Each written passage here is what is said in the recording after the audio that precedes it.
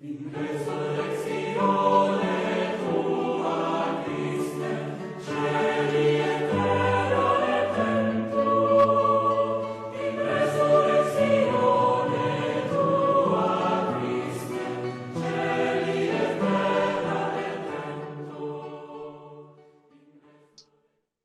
Él nació en Ciudad Hidalgo, Michoacán, el 2 de octubre de 1976. Ingresó al seminario de Morelia en 1992 y allí cursó humanidades, filosofía y teología. Fue ordenado sacerdote el 13 de enero del 2005.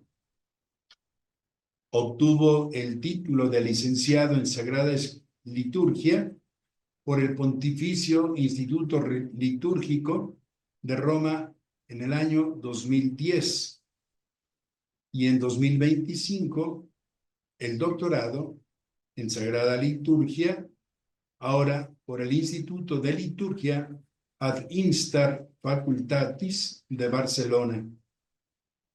También tiene el título de licenciatura en Filosofía por la Universidad Vasco de Quiroga de Morelia.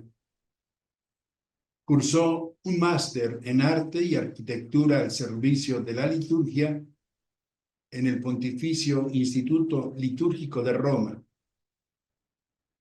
Ha sido coordinador de la Comisión Diocesana de Liturgia de Morelia, miembro de la Comisión Diocesana de Arte Sacro y maestro de las celebraciones litúrgicas.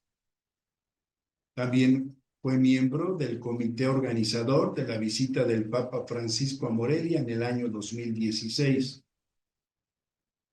Dirigió la Prefectura de Estudios de la Sociedad Mexicana de Liturgistas, SOMELIT, y también los asuntos económicos en esa misma Sociedad Mexicana de Liturgistas.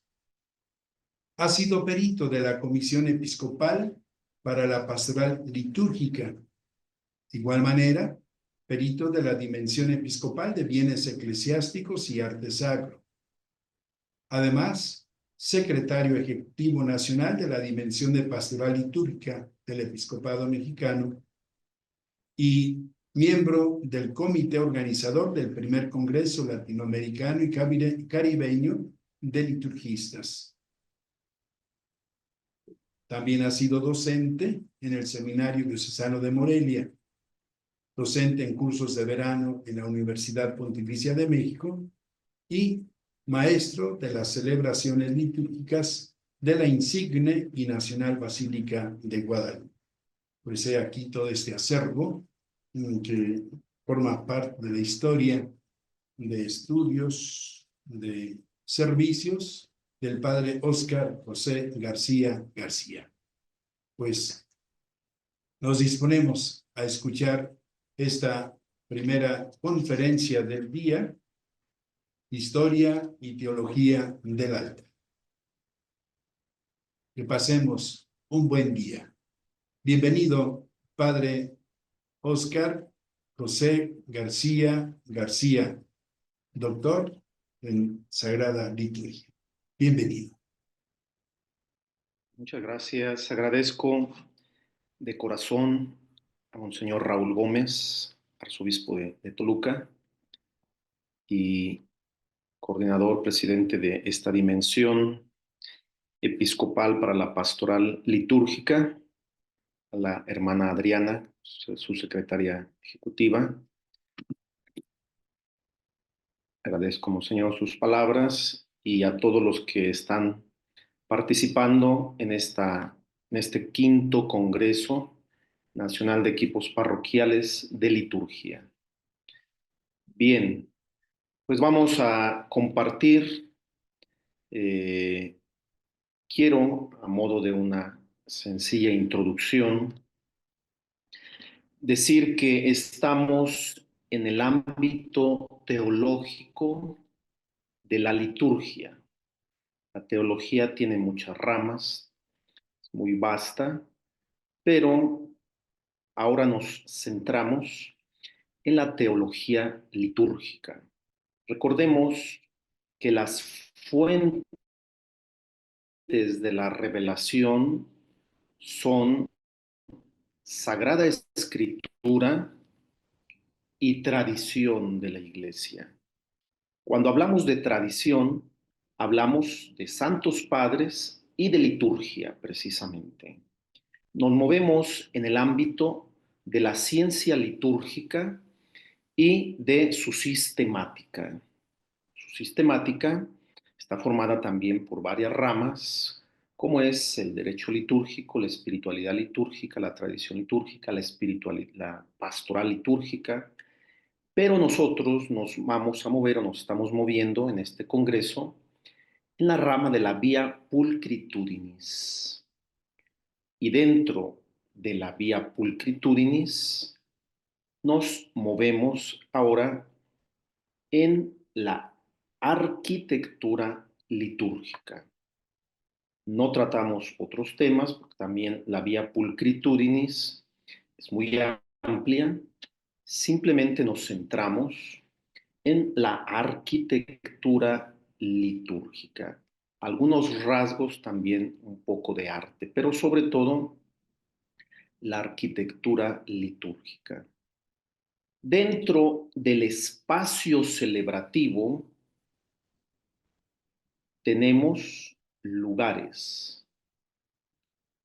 Si nosotros partimos de un complejo parroquial, estaríamos hablando de tres secciones: la martiría, la liturgia y la diaconía.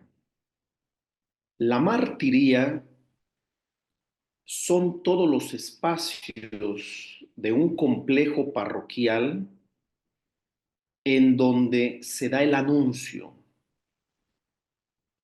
la evangelización, la catequesis, los salones de catequesis, algún auditorio, etc. En la liturgia tenemos todo lo que tiene que ver, todo lo que está en relación a las celebraciones litúrgicas de la Iglesia, que es lo que se está viendo, lo que se está estudiando en este congreso. Y la diaconía es todo aquello que tiene que ver con la pastoral social, el servicio a los más necesitados. Y aquí, bueno, tenemos algún dispensario, algún área para asuntos jurídicos o psicológicos en la parroquia, las mismas oficinas, la notaría, etc. Bien, nos centramos en el área de la liturgia, en el espacio celebrativo. Decía, dentro del espacio tenemos lugares. Quiero que empecemos haciendo muy bien esta distinción. Hay un espacio litúrgico o espacio celebrativo, y dentro de ese espacio hay otros espacios, pero también tenemos lugares. Crispino Valenciano, uno de los más connotados autores en este tema, nos habla de los lugares eminenciales. Y él, cuando habla de los lugares eminenciales, nos habla del bautisterio, del altar y del ambón. Hay otros autores, como Vincenzo Gatti, que nos hablan más bien de focos litúrgicos. Y cuando estamos hablando de focos litúrgicos, nos referimos al altar, al ambón y a la sede, que son lugares que podemos ubicar en el área que llamamos presbiterio. No necesariamente. Yo participé en el diseño y en la construcción de una capilla nueva en el seminario de Morelia, donde la propuesta y el proyecto fue una capilla sin presbiterio. Por lo tanto, allí los focos litúrgicos no están en el presbiterio, porque no existe presbiterio. Están distribuidos en toda el área asamblear, ¿sí? Es muy interesante esta propuesta. Una capilla, una iglesia sin presbiterio. El altar, el ambón y la sede son lugares dentro de un espacio, ¿sí? Ojalá que todo esto vaya quedando muy claro. Eh, es cierto que manejaré varios conceptos y varias ideas y bueno, no es tan fácil ir reteniendo, pero esto nos tiene que hacer más precisos o más propios al momento de hablar, al momento de expresarnos, al momento de transmitir una idea, ¿sí? Otra cosa que quisiera que quedara clara también es cuando hablamos del edificio, el edificio de culto, nosotros en México estamos muy acostumbrados a llamarle templo. Templo es un concepto muy genérico y en algunos casos suele ser también un concepto equívoco. Por lo tanto, la manera más correcta de referirnos al edificio de culto es iglesia, con I minúscula, porque cuando hablamos de iglesia con I mayúscula, nos estamos refiriendo a la asamblea. La iglesia asamblea le da nombre a su propio edificio llamándolo también iglesia. De hecho, en el derecho canónico, así se refiere al edificio como iglesia. En todos los libros litúrgicos, así se refiere al edificio, iglesia. Baste citar el ritual de la dedicación de iglesia, ¿sí? No dice ritual de la dedicación de templo, no, ritual de la dedicación de iglesia. Aquí en México, bueno, hemos tenido esa costumbre, pero sería bueno ir corrigiendo nuestra manera de hablar, ¿sí? Eh, porque en otros idiomas no se usa la palabra templo, se usa la palabra iglesia, ¿sí? En Italia, bueno, se habla de la chiesa, le chiese, las iglesias, aún en inglés también, de church. Bueno, haciendo esa aclaración, eh, entramos propiamente a nuestro primer tema de esta mañana.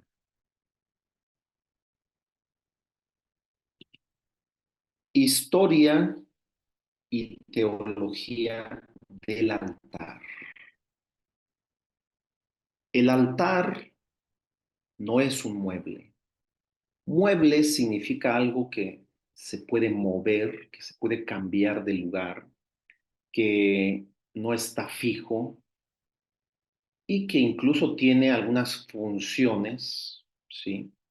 Propias de un mueble, como puede ser guardar cosas.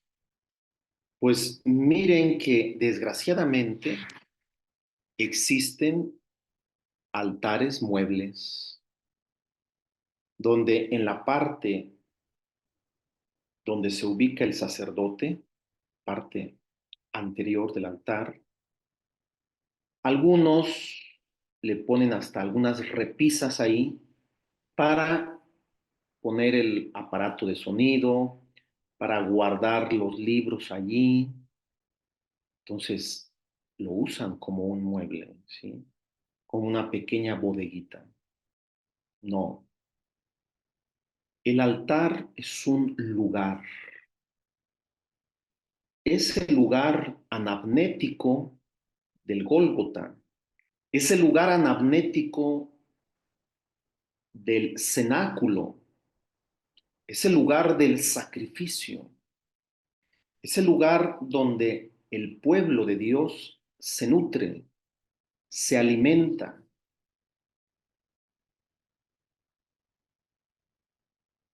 El altar tiene una dimensión horizontal, pero también tiene una dimensión vertical.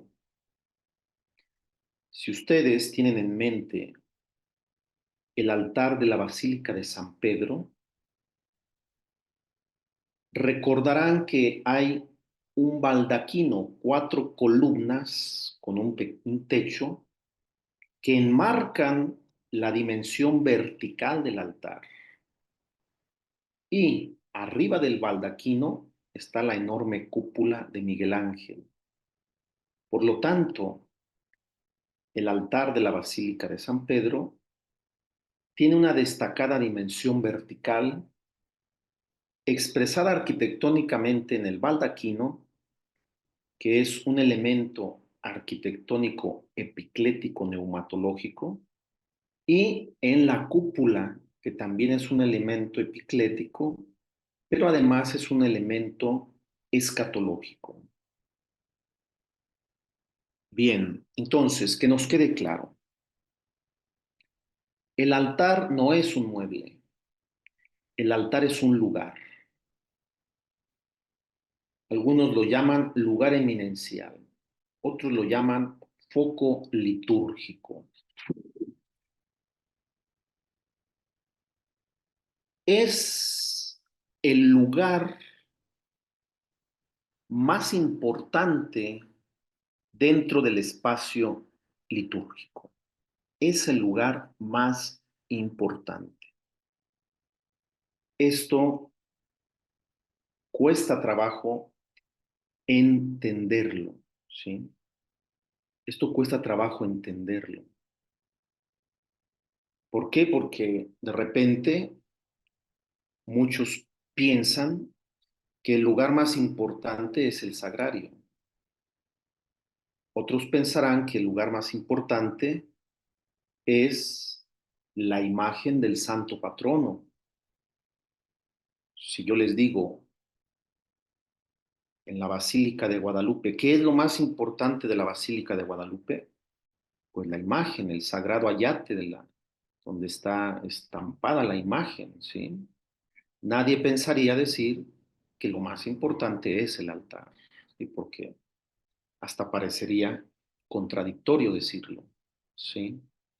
Pero independientemente de estas eh, disquisiciones que podamos tener, el altar es el lugar más importante dentro del espacio celebrativo. Por su carga simbólica teológica sacramental, por toda la ritualidad que hay cuando hay un nuevo altar, ¿sí? Tanto que el ritual es ritual de dedicación de iglesias y de altares, ¿sí? Tanto que lo único que se crisma, que se unge con el santo crisma, son los muros de la iglesia y el altar, como si fuera una persona, el altar, ungido, crismado, dedicado, incensado, iluminado, revestido. Bien, desgraciadamente, lo vamos a ver ahora en la historia del altar. El altar ha pasado por diversas etapas, ha habido una evolución, pero también ha habido una involución. Eh, ha llegado momentos en que ha perdido toda su expresividad, toda su teología, toda su simbolicidad. El Vaticano II vino a devolvernos la teología y la importancia del altar. Pero a más de 50 años del concilio, todavía en algunas de nuestras iglesias no logramos tener altares dignos, altares expresivos. Todavía no tenemos claridad en la importancia y centralidad del altar, a tal grado que donde existen los altares preconciliares, donde existen los altares de Trento, esos altares adosados al muro testero, le seguimos poniendo un mantel blanco, cuando ya no deberíamos ponerles ese mantel blanco, porque el único que debe de llevar el mantel blanco es el altar post-Vaticano II, ¿sí? Eh, Hay gente que piensa que el altar es el retablo, y a lo que le llama altar es al retablo. Tampoco. O incluso cuando hacemos estas procesiones por la calle, le decimos a la gente, saca un pequeño altar ahí afuera de tu casa. No, estos no son altares, y lo que ustedes quieran, eso no se le llama altar, ¿sí?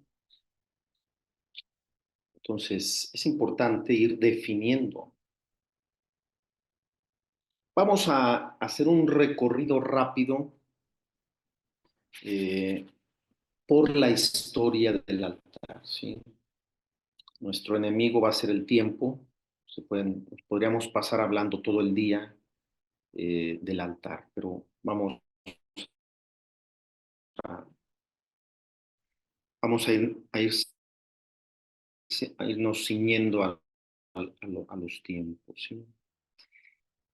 Antes de irse del altar, no tenemos eh, grandes noticias, no tenemos documentación, incluso no tenemos eh, testimonios arqueológicos, ¿sí? Entonces, lo que podemos decir del altar lo diremos solo a fines del siglo III. Y eso comenzaremos en Oriente, en el Oriente. Recuerden que las fuentes más antiguas las tenemos en Oriente, ¿sí? En Jerusalén, en Antioquía, etcétera. Fue en Oriente donde se comenzó a emplear una mesa eucarística como lugar sagrado inamovible. Esta noticia nos la da uno de los historiadores más preclaros en la historia de la Iglesia, Eusebio de Cesarea, en su historia eclesiástica. Si vamos a las catacumbas que existen en la ciudad de Roma, veremos en muchas de sus pinturas, de sus frescos, imágenes en las cuales tenemos altares de madera, de pequeñas dimensiones, de forma redonda o en forma de sigma. Entonces, el primer estadio en la historia del altar es el altar de madera. Altar pequeño, altar redondo o altar como sigma. Los altares de madera duraron mucho tiempo en la iglesia, a tal grado que en la época carolingia, estamos hablando siglo noveno, siglo décimo, fue necesaria una prescripción especial que los prohibiera. La madera fue poco a poco sustituyéndose por la piedra, preferentemente el mármol. Entonces, tenemos el paso de la madera a la piedra, de la madera a la piedra. ¿Qué fue lo que favoreció este paso de los altares de madera a los altares de piedra? Que muchos de los templos paganos se transformaron, se convirtieron en iglesias cristianas. Esta conversión de templos paganos en iglesias cristianas llevó a la reutilización de sus altares de piedra que ya existían en estos templos paganos. Y también en el desarrollo de la arquitectura basilical, que en esta época recibió un notable impulso. Por lo tanto, el altar de piedra respondía mejor a las nuevas exigencias constructivas del aula litúrgica. La forma que se impuso fue el cuadrado y el cubo.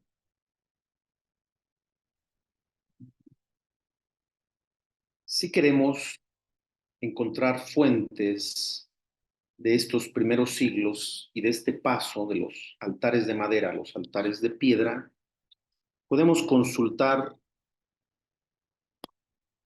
uno de los tratados de historia litúrgica más completos, quizás es el más completo, aunque ya tiene sus años, sigue siendo el más completo. Antes existía solamente en italiano, ahora ya se puede conseguir una traducción en español en la BAC, la Manual de Historia Litúrgica de Mario Righetti. Bien, cuando comienza el momento histórico de exaltación de los mártires en la iglesia, comenzó a darse la construcción de las iglesias llamadas martiría, las iglesias martiría o las iglesias confesio, es decir, monumentos sobre las tumbas de los mártires. San Pedro, en Roma, en el Vaticano, es una iglesia martirial. ¿Por qué? Porque fue construida sobre la tumba del apóstol Pedro, que fue un mártir. Entonces, cuando se construye una iglesia sobre la tumba de un mártir, aquella es una iglesia martirial o también una iglesia confesio. Hay una confesión de fe ahí en el martirio.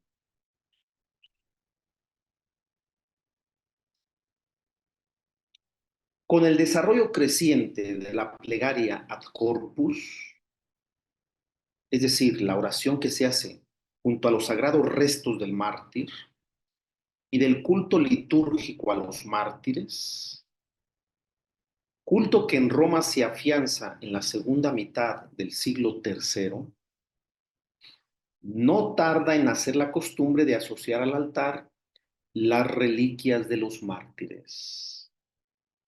Ahí tenemos el origen de por qué el ritual nos dice, nos recomienda colocar debajo del altar una reliquia. En este caso ya no solamente es de un mártir, sino de algún santo. Pero en los orígenes, en los primeros siglos, eran mártires, porque los únicos que eran declarados o vistos como santos eran los mártires. Posteriormente, el concepto de santidad va a crecer, ¿sí? Se va a extender. Eh, la Eucaristía, el dies natalis, el día en que había sido martirizado aquel santo, iban a celebrar la Eucaristía allí a su tumba, en las catacumbas. Y la lápida de la tumba servía como altar.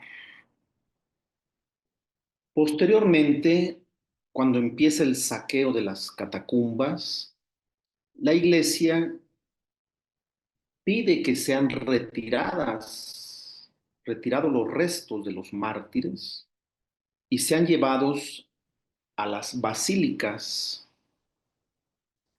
que se han construido, que se están construyendo en la ciudad de Roma. Y entonces los restos que estaban en las catacumbas pasan a las basílicas y pasan precisamente a los altares.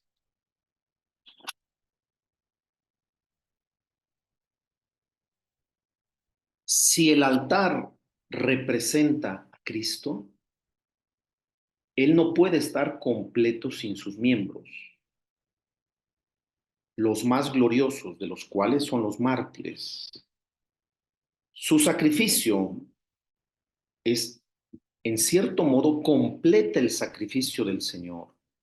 No porque éste no sea sobreabundante, sino porque sus mártires pasarán a considerarse como el soporte más idóneo para la mesa sacrificial. Al celebrar la Eucaristía sobre el altar, que contiene las reliquias de los mártires, subraya el carácter exigente de la comunión con Cristo, a la vez que propone una visión del altar como símbolo sacramental de Él.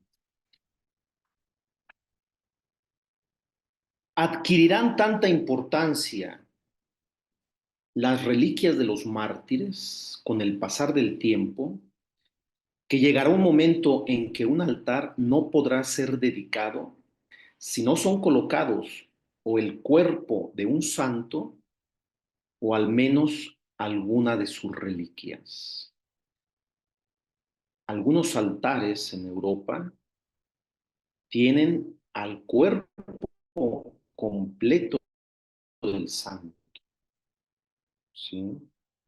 Ahora se me viene a la mente eh, el cuerpo de Santa Rita en Casia, ¿sí? Eh,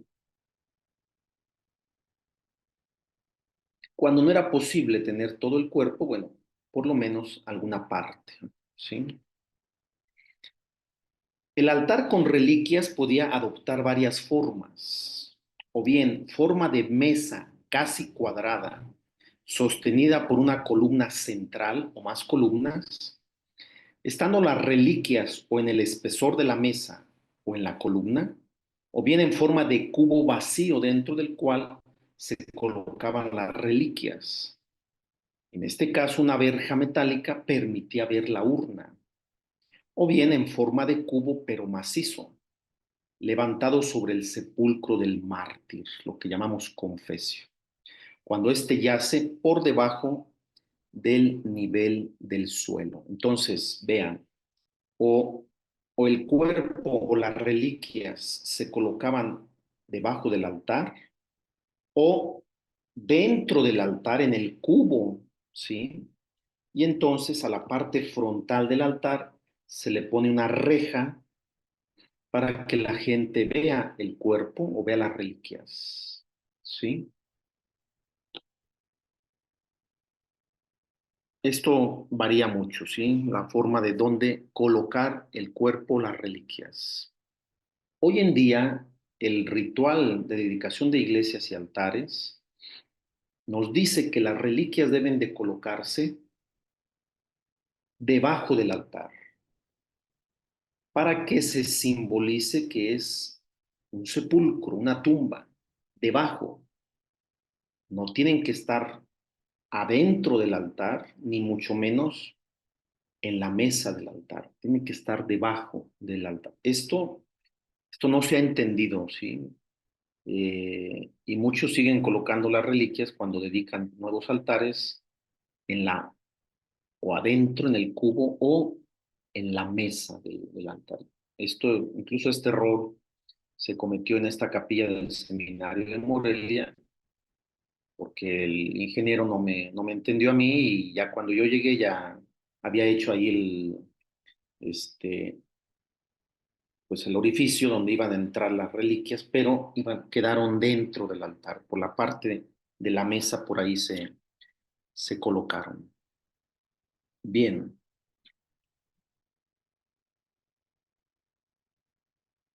entonces hemos pasado ya del altar de madera, muchos siglos duró, una mesa sencilla, la mesa del banquete convivial, a el altar de piedra, pero el altar relicario. A este altar lo vamos a llamar altar relicario, porque contiene precisamente las reliquias de un mártir, de un santo. A propósito de esto del relicario, abro un paréntesis simplemente. Hay una cajita que los ministros de la comunión utilizan para llevar el cuerpo de Cristo, el viático, la comunión a los enfermos. En muchas diócesis a esa cajita le llaman relicario. Cuando yo llegué a Morelia de Roma en el 2010, me costó mucho trabajo, pero finalmente lo logré, que entendieran que esa cajita no se llama relicario. Donde se lleva la comunión a los enfermos no se llama relicario. El cuerpo de Cristo no es una reliquia. Se llama píxide, píxide, píxide. Se llama píxide. El relicario es donde se llevan, se portan reliquias, efectivamente. Cierro el paréntesis para no salirnos. El pixideoteca, efectivamente. Bien. Eh, entonces estamos en la época del altar relicario, ¿sí? Un altar era importante no por sí mismo, sino por las reliquias que contenía. Hoy el ritual de dedicación de iglesia nos dice, el altar es importante aunque no tenga reliquias. Si se consiguen reliquias, está bien. Si no, no hay problema. La dedicación del altar de todos modos se realiza así. Con reliquias o sin reliquias, la importancia del altar es la misma, ¿sí? Bien.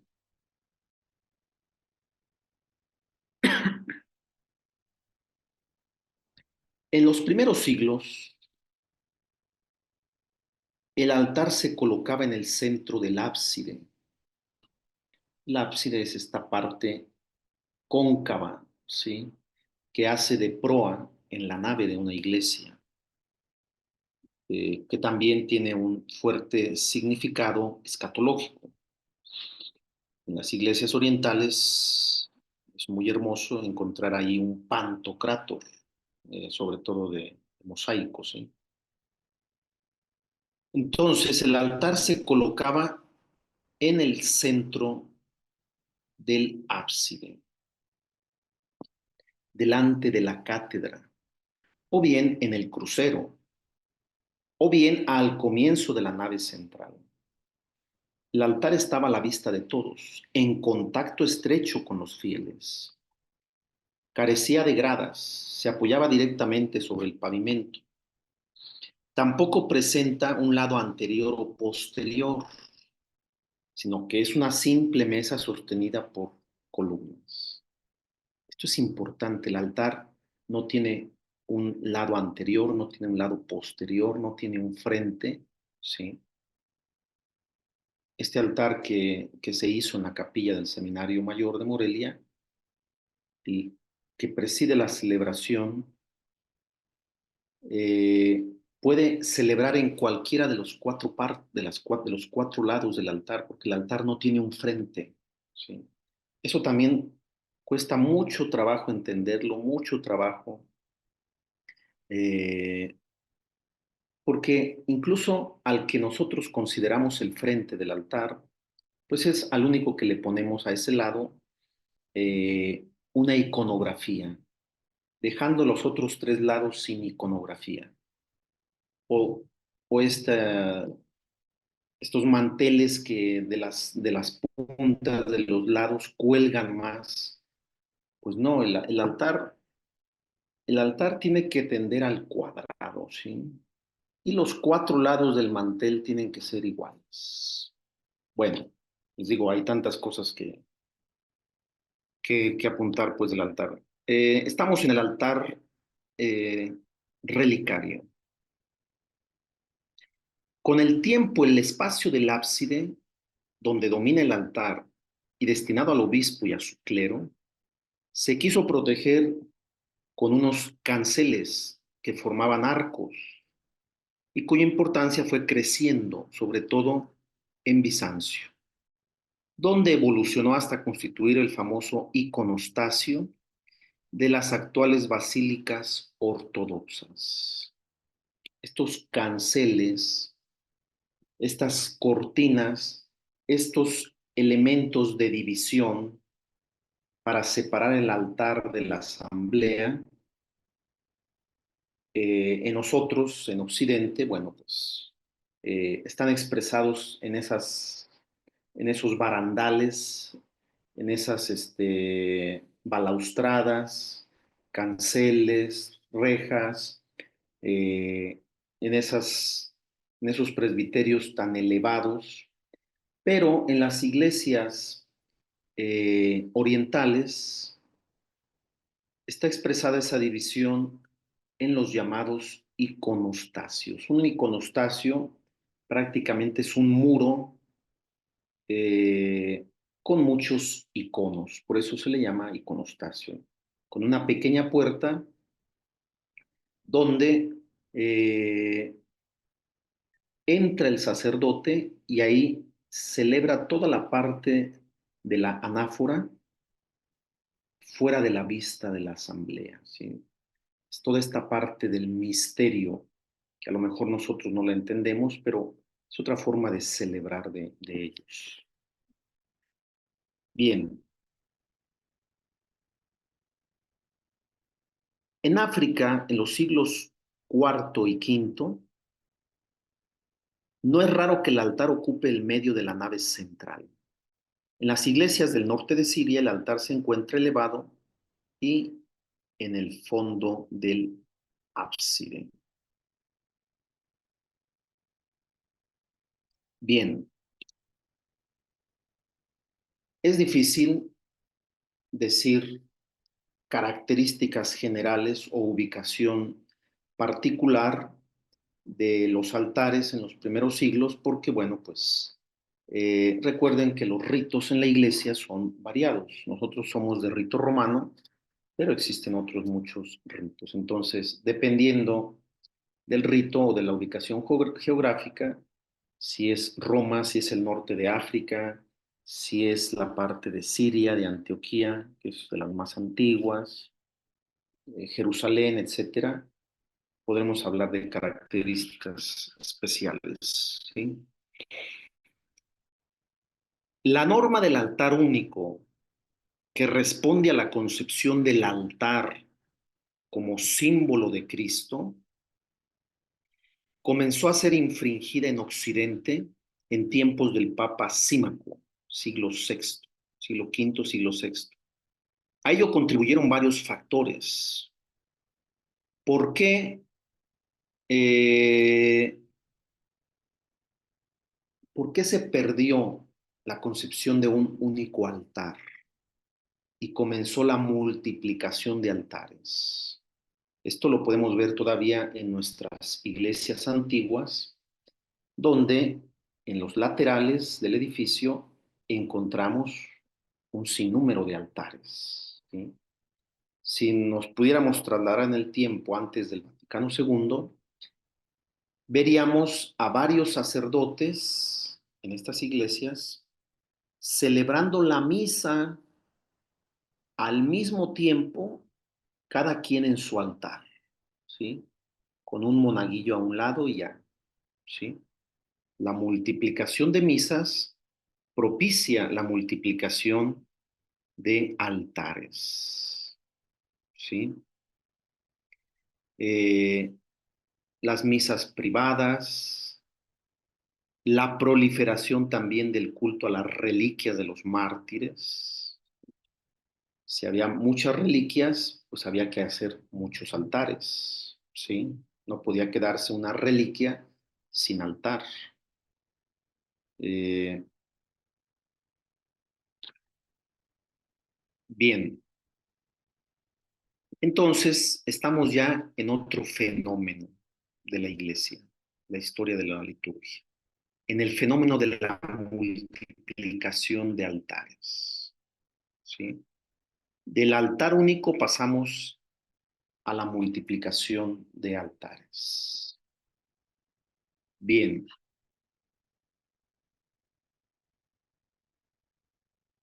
como no todas las iglesias podían tener reliquias insignes, para poder suplirlas de alguna manera se introdujeron hacia el siglo XI los llamados retablos. Esta palabra retablo viene del latín retro tabula, retrotabula, los retablos, que comenzaron siendo pequeños, cuadrados, rectangulares, de poca altura, esculpidos en piedra o metal, pintados sobre tabla o recamados sobre tela, representando la efigie del Señor, de su madre o de los santos, con escenas de su vida. Los retablos se colocaban en la parte posterior de la mesa de aquellos altares que estaban adosados a las paredes, tanto de las naves laterales como del muro testero, ¿sí? A fin de que sirvieran para fomentar la piedad del celebrante y de los que participaban en la celebración del santo sacrificio. Al inicio fueron de proporciones modestas, pero ya para los siglos XII y XV tenemos estos retablos monumentales de madera o de piedra, ¿sí?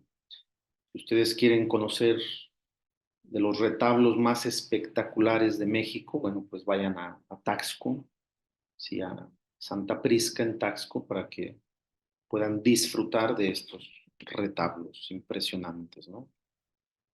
Eh,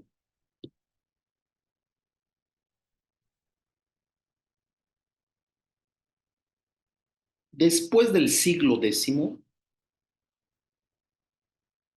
después del siglo X,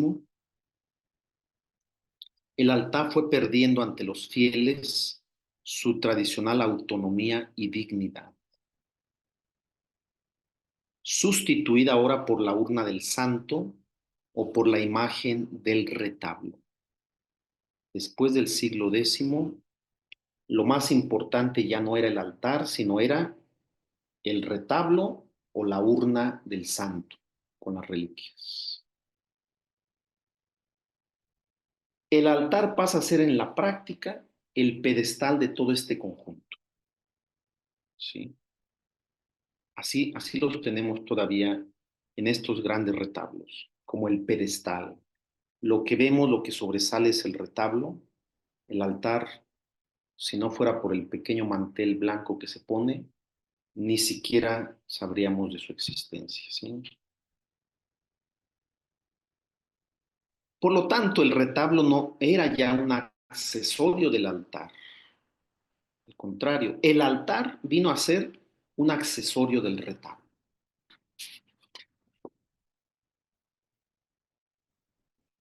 Con el gótico, el altar se coloca adosado al ábside, junto con su retablo.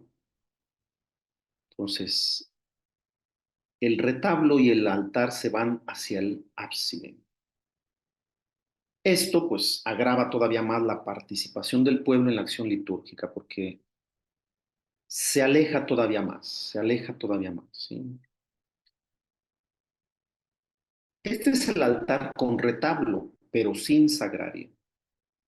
A este altar con retablo le sucede el altar convertido en sede del sagrario. Aquí estamos ya en otro estadio de la historia.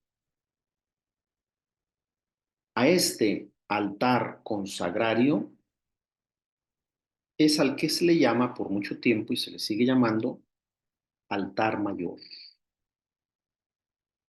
Este altar viene adornado con tabernáculo,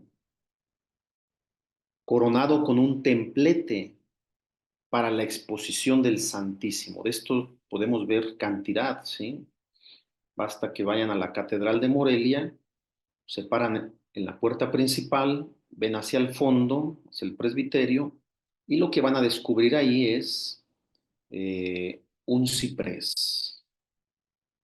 El ciprés es un elemento arquitectónico devocional en función de la exposición del Santísimo Sacramento, con un manifestador de plata excelente,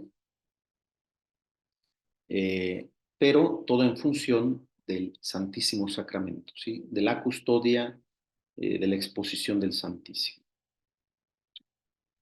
Bien, la importancia del altar mayor crece cuando el pan eucarístico, conservado para el viático, debe ser defendido en su verdad de cuerpo y sangre de Cristo, constantemente permanente. Entonces el altar mayor se vio como el lugar más digno para acoger sobre su mesa al sagrario eucarístico. Por esto el altar se transforma en trono debido a la majestad divina presente. Vean qué interesante en el momento que estamos. El sagrario se pone arriba del altar. De estos también encontramos todavía muchos, ¿sí? El sagrario arriba del altar. Estamos hablando no del altar que conocemos ahora, ¿sí? Estamos hablando del altar adosado al muro, a la pared. Eh, Ustedes pueden ver en la Catedral de Puebla, en la parte de atrás del ciprés, precisamente este altar con el sagrario ahí arriba de ¿sí? Bien.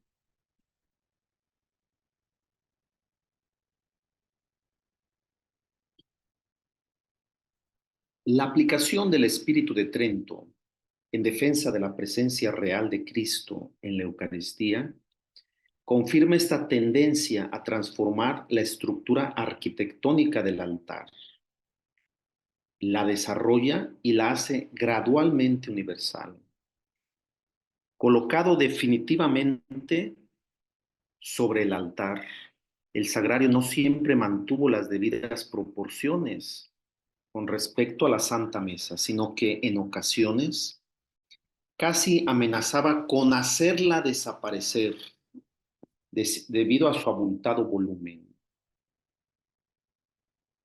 En los siglos XVII y XVIII no es raro encontrar sagrarios diseñados a modo de templetes que con sus grandiosas proporciones rompen la subordinación que debe tener el sagrario, que es el sacramentum permanens, con respecto al altar, sacrificio.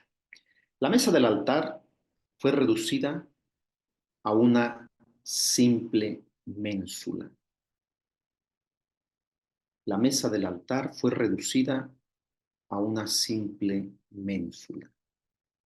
Entonces vean, tenemos el altar de madera, después tenemos el altar relicario y después el altar sagrario o el altar manifestador del sacramentum permanens, ¿sí? Estamos ya en esta época. Con la llegada de la primera década del siglo XX, nace y toma cuerpo en Europa el movimiento litúrgico, el gran movimiento litúrgico, que postulará para el altar el retorno a sus prístinos orígenes. Desde la primitiva mesa del Señor, la que usó el Señor en el cenáculo, la historia del altar había atravesado las fases del altar del sacrificio, lugar memorial celebrativo del culto a los mártires y lugar del culto a sus reliquias, y más tardíamente, lugar de la adoración eucarística.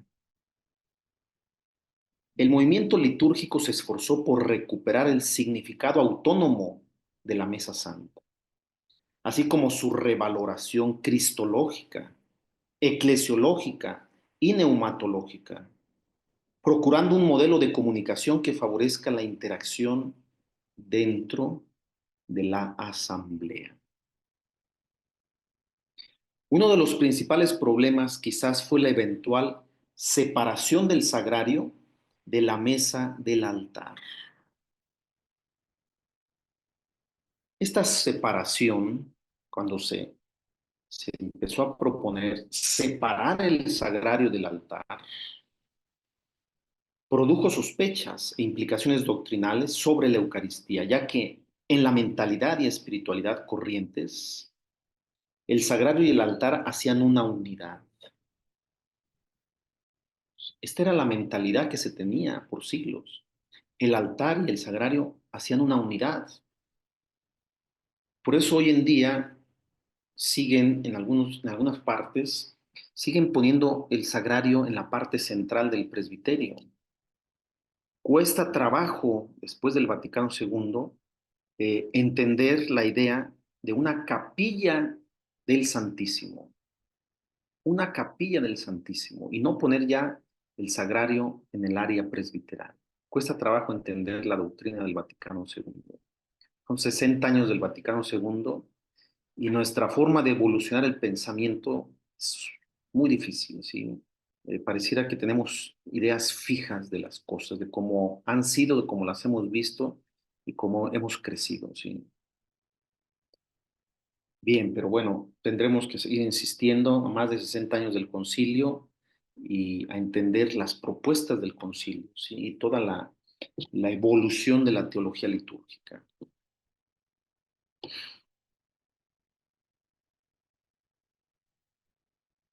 A este respecto, Pío XII, el Papa Pío XII, el 22 de septiembre de 1953, en el famoso Congreso de Asís, afirmaba que originariamente, en virtud del sacrificio del altar, el Señor se hace presente en la Eucaristía y Él no habita en el sagrario, sino como memoria del sacrificio y de su pasión.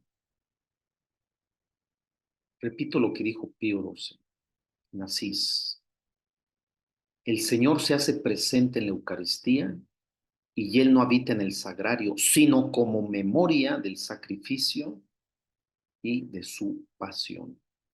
Esto lo pueden consultar en las actas, en el discurso del Papa Pío XII, en las actas de este Congreso de Asís, 1956.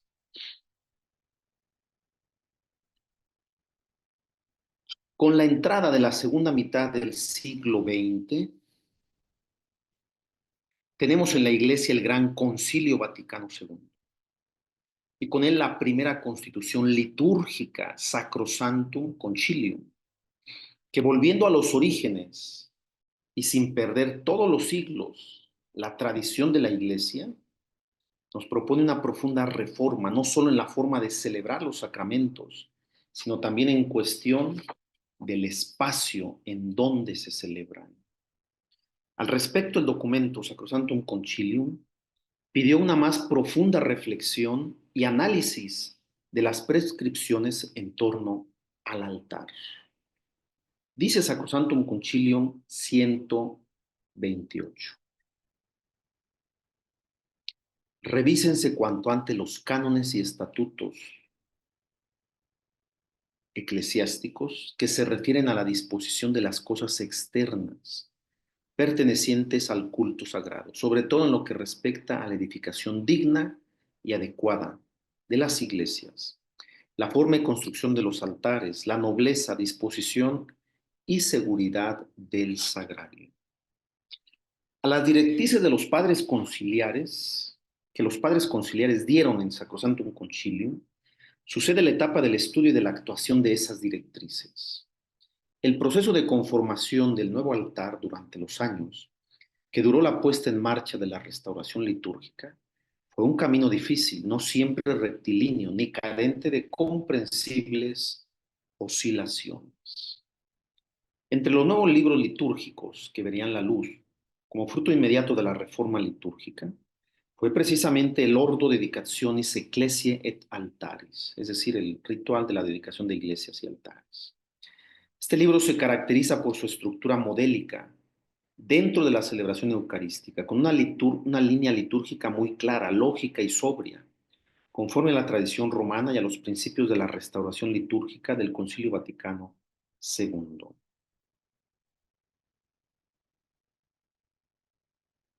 Hay un comentario muy interesante de Monseñor Peretena al ritual de dedicación de iglesias, que lo podemos encontrar en la revista litúrgica Fase, número 19.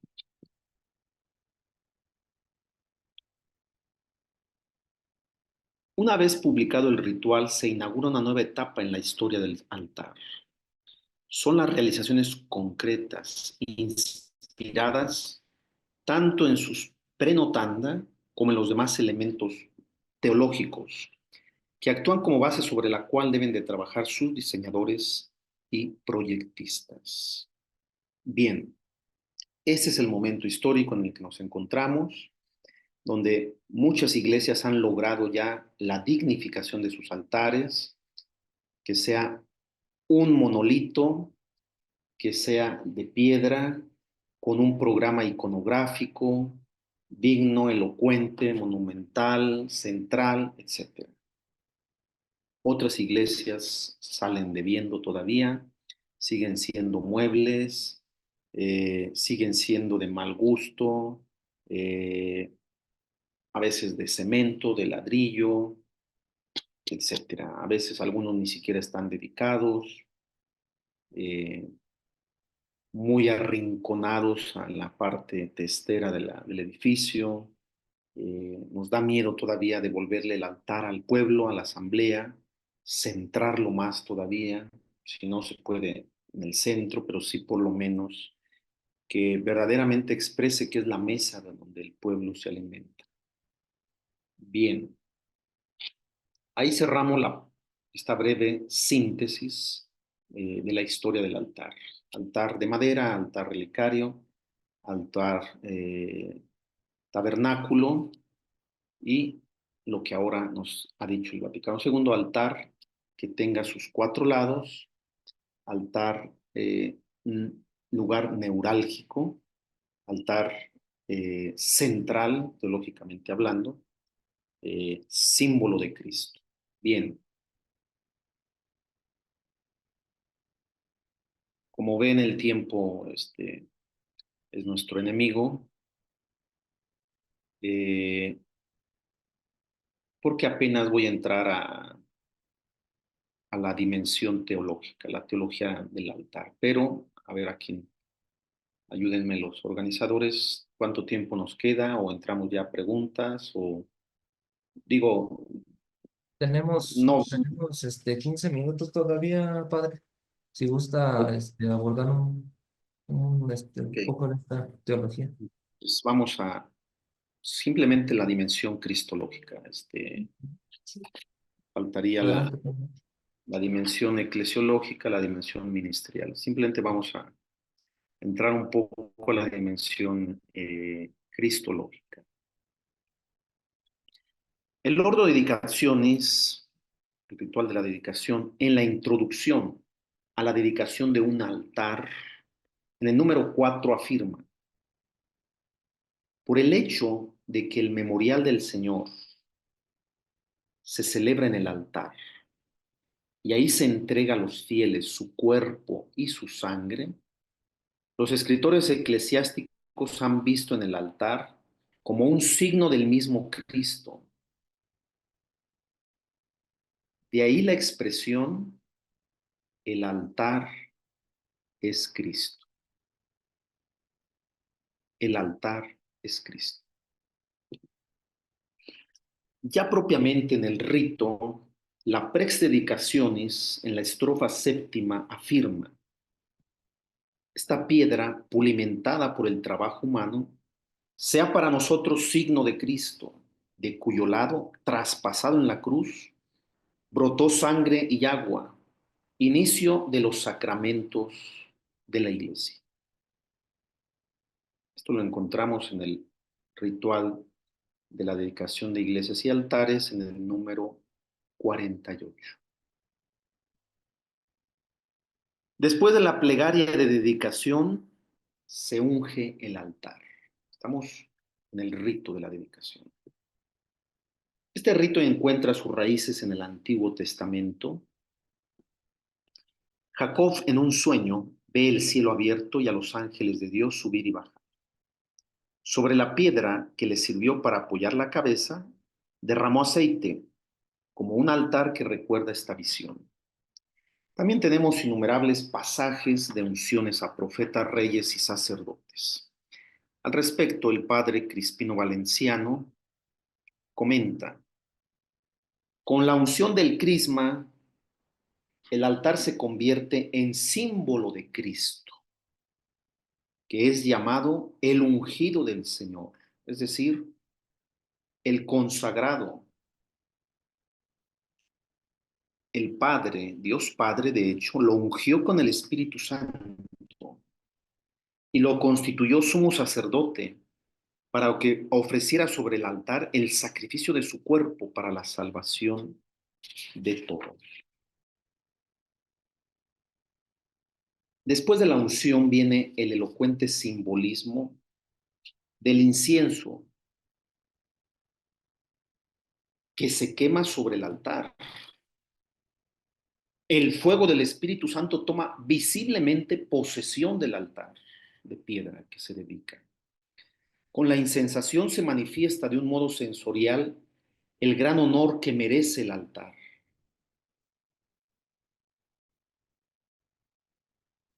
El teólogo y profesor español Félix María Arocena afirma: el rito del fuego sobre el altar y la incensación son símbolos del sacrificio de Cristo.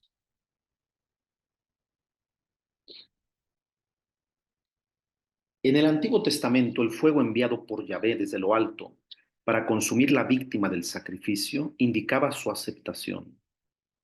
En el Nuevo Testamento, el fuego es símbolo del Espíritu Santo.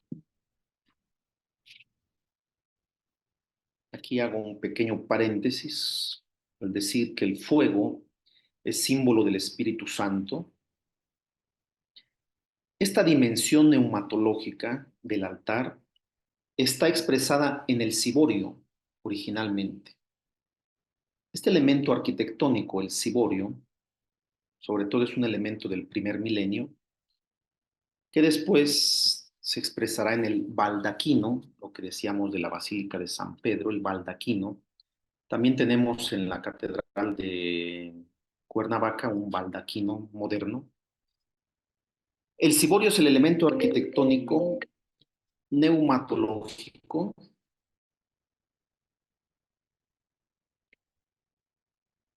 El ciborio es el elemento arquitectónico neumatológico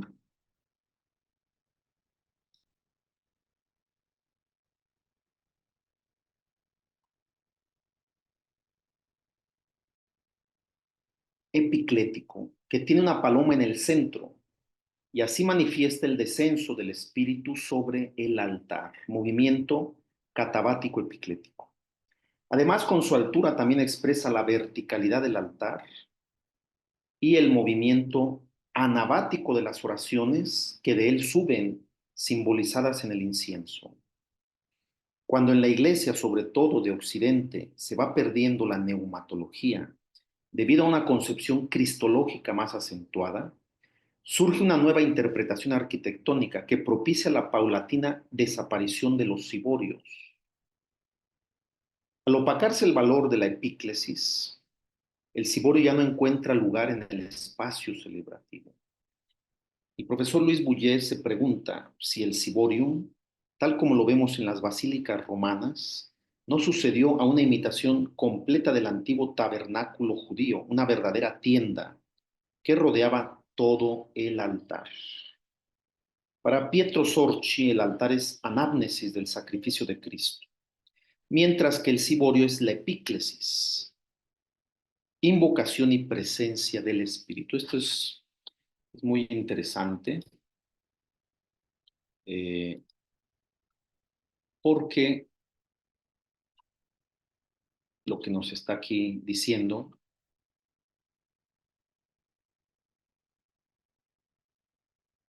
el altar es anámnesis del sacrificio de Cristo, dimensión cristológica, mientras que el ciborio o baldaquino es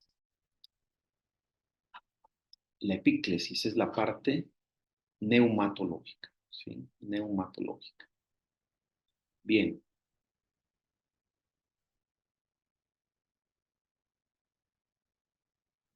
Aquí cerramos ese pequeño paréntesis de la neumatología del altar.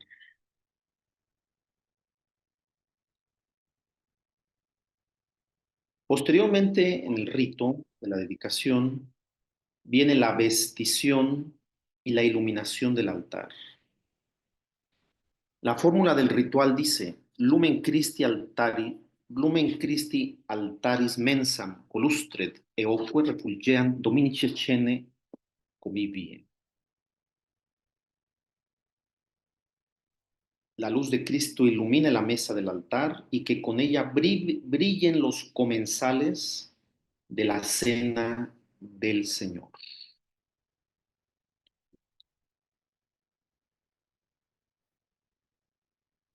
Crispino Valenciano comenta: con la unción del crisma, el altar se convierte en símbolo de Cristo, que es llamado el ungido del Señor, es decir, el consagrado.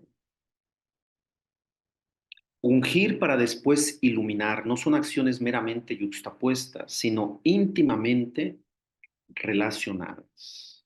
Íntimamente relacionadas.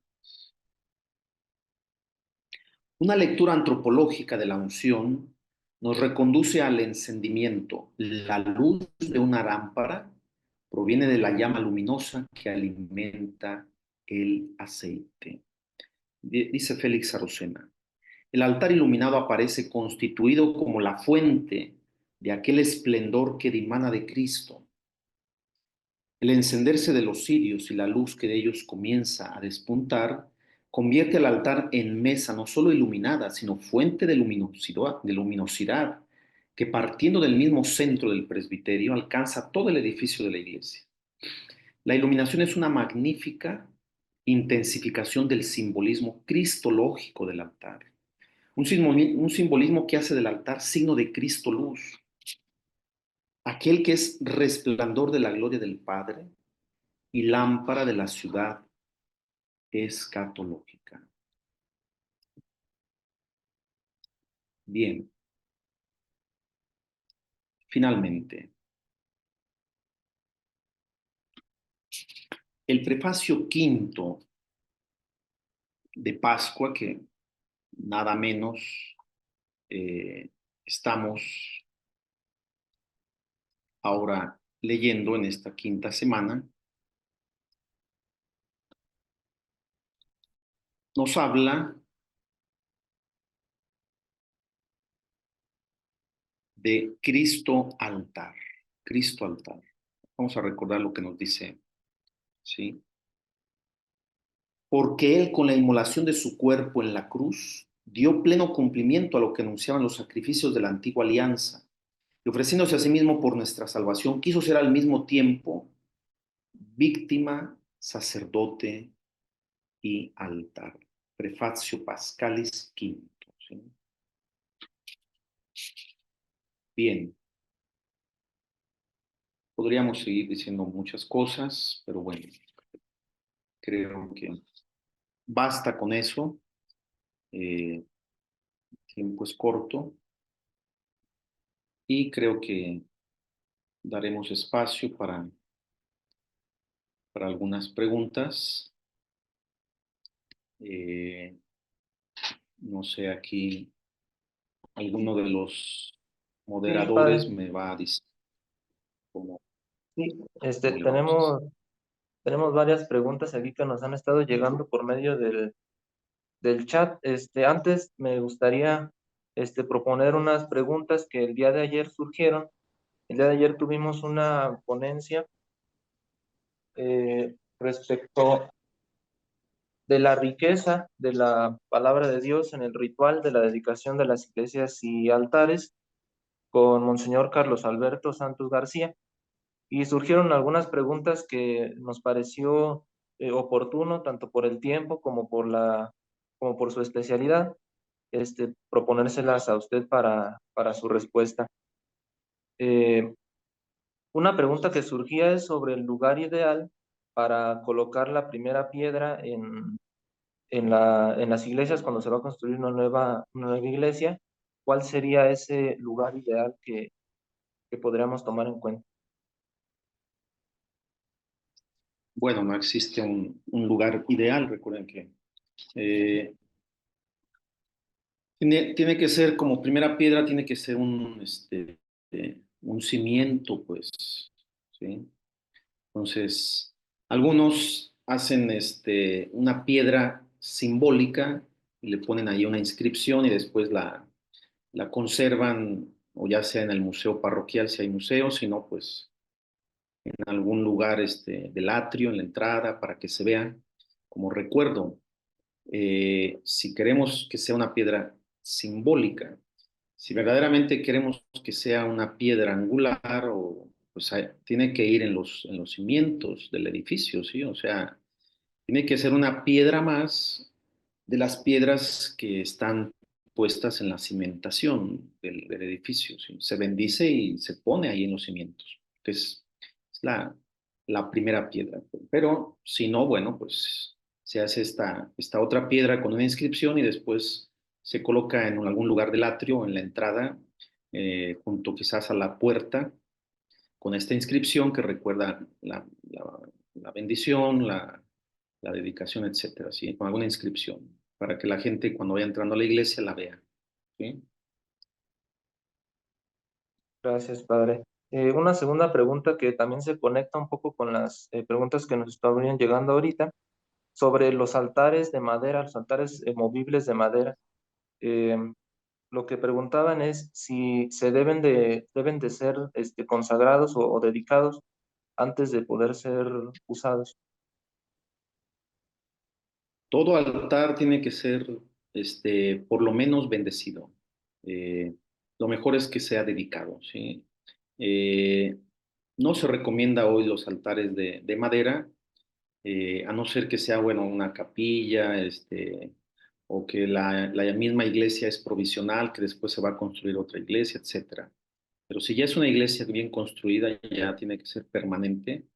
Quizás pueda llevar algunos elementos de madera, pero no todo, porque la madera, bueno, es un material que puede ser que dure muchos años si es una buena madera, pero no va a durar toda la vida, sí. Por eso se prefiere la piedra.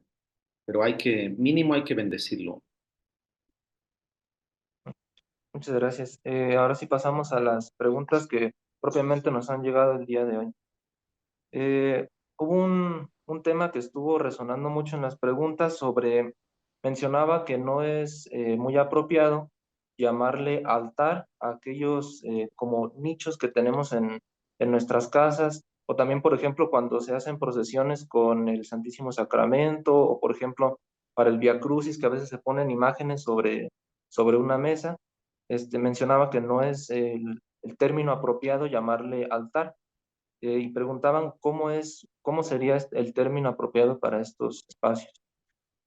Pues depende de qué sea, tú lo has dicho, si es para colocar una imagen, pues es un nicho, si es para que va a pasar el Santísimo Sacramento y me dicen que ponga yo una mesa, pues es una mesa que va a servir de soporte para poner el Santísimo Sacramento. Es una mesita, eso, ¿sí? Ponga una mesita, porque vamos a pasar y ahí vamos a poner, vamos a hacer una estación, una estación, pero no es un altar. Altar solamente se le llama altar al de la iglesia que está dedicado y donde se celebra el sacrificio de la misa. Incluso, bueno, cuando estamos de día de campo, estas cosas, improvisamos una mesa, ¿sí? Bueno, hace las veces de altar, pero no es un altar, hace las veces de altar, ¿no? Provisionalmente, ¿sí? Extraordinariamente. Entonces, llamémoslo como queramos, menos altar, una mesa, un nicho, ¿sí? Pero no es altar. Gracias. Surgió también la pregunta sobre el color del mantel que debe ser en el altar, porque hay veces que se pone del color del tiempo litúrgico, el El cual sería más apropiado. mantel debe ser blanco siempre, todo el año, siempre blanco, blanco, blanco, blanco. También el uso de los candeleros sobre el altar mencionaban que a veces se ponen 6, a veces 7, a veces 2, o se ponen arriba del altar o se ponen abajo. Aquí unos criterios que nos pudiera dar sobre este tema. Los candelabros pueden ir arriba del altar si son pequeños o pueden ir abajo, ¿sí? A un lado. Eh, para, el- para los días de feria o memorias, eh, se pueden encender dos candelabros. Para cuando son fiestas o solemnidades, como es todos los domingos, se encienden 6. Y cuando va a presidir el obispo, se encienden 7. Gracias. También mencionaban sobre la palabra píxide y querían saber un poco sobre el significado de esta palabra píxide. La palabra píxide viene de una palabra griega, pixis, que llamaban a una pequeña caja donde las mujeres guardaban sus joyas. Y esta palabra griega de uso común o civil pasa después a la liturgia como muchas otras palabras, haciendo ver que el cuerpo de Cristo pues, es un tesoro, ¿sí? Como los actuales alhajeros o joyeros, alhajeros más bien pues, en las mujeres. Pixis es esa caja donde las mujeres griegas guardaban sus joyas. La pixis, la pixia. Gracias. Sobre el uso de velas eléctricas, preguntaban también. No, pues todo lo que sea artificial no es bueno. Sí, es como si a las mujeres les regalan un ramo de rosas de plástico, pues no. Todo lo artificial no es bueno. También sobre el material más conveniente para hacer los altares de acuerdo a esta nueva visión de la liturgia. El material más conveniente es la piedra natural, y si se puede que sea un monolito, mejor, un monolito. Yo logré el altar de la última iglesia donde estuve en Morelia, en Santa Rita, que fuera un monolito, ¿sí? Eso expresa pues Cristo piedra, la piedra angular.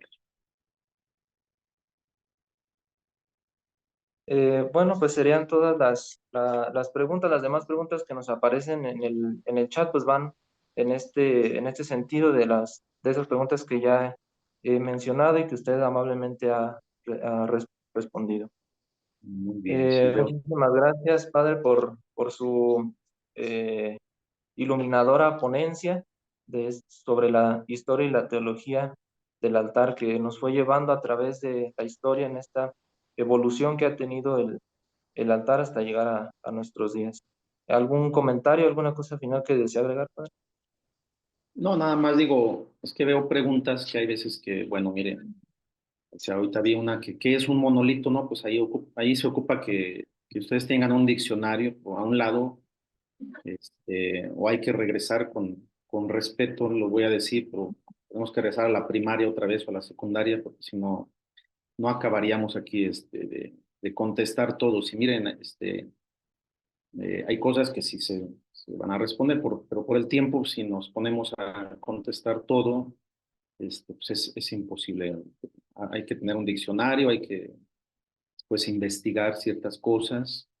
eh, y no hay que distraerse. Miren, yo lo estaba observando que con lo de la Pix y de otras cosas estaban ahí distrayendo y este, eso fue un comentario al margen, ¿sí? No era lo central del tema, ¿sí? Entonces ustedes de repente se distraen muy fácil. Hay que centrarse en el tema, lo más importante. A veces hago comentarios ahí como paréntesis nada más, porque era importante por lo de el altar relicario, me acordé pues de lo que... Y pues tenemos que dar ese paso, ¿no? A resetear nuestra mente y las cosas como las hemos pensado, visto y escuchado siempre para lograr dar ese paso hacia adelante, ¿no? Yo espero que hayan quedado algunas cosas claras. Hay veces que hay más confusión. Alguien me dijo, no, padre, ahora después de su ponencia quedé más confundido que antes. Bueno, pues también si logré confundirlos más, también es un buen signo. O les aclaré las ideas o los confundí más, también es bueno, sí. Muy bien. Gracias, padre. Pues le agradecemos mucho por esta ponencia que nos dio.